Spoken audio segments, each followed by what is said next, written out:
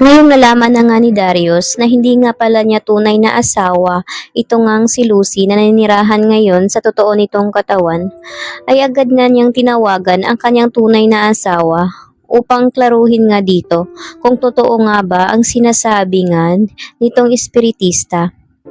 Kaya naman nabigla nga itong si Lucy at sinabi niyang pupuntahan nga niya ang sinabi na lugar upang makapag-usap na sila.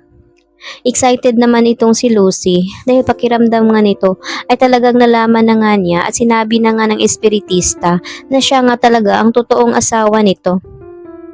Kaya naman kinausap nga niya ito ng masinsinan at dito ay napaiyak nga itong si Lucy at hindi nga makapaniwala ito na naniniwala na si Darius sa kanya. Subalit hindi pa rin mawala sa isip nga ni Darius kung paano nga ito nangyari at ano ang ginagawa ni Farah sa kanya. Kaya naiyak nga itong si Lucy at sinabi niya ang buong nangyari. Kaya tinatanong nga ito ng ibang question nga itong si Lucy kung talaga nga bang ito nga ang kanyang asawa at ito ay tagumpay namang nasagot ni Lucy. Kaya dito'y napatunayan nga ng Ginoo na itong babaeng nakaharap niya na nasa katawan ni Farah ay talaga ngang asawa nga niya ito.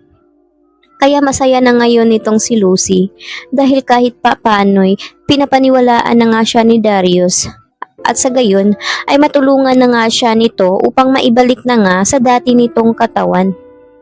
Kaya naman sinabi nga niya na wag mo nang sabihin ito kay Farah upang nais nga niya na siya mismo ang magsabi dito at siya mismo ang makahalata sa kanyang ginagawa.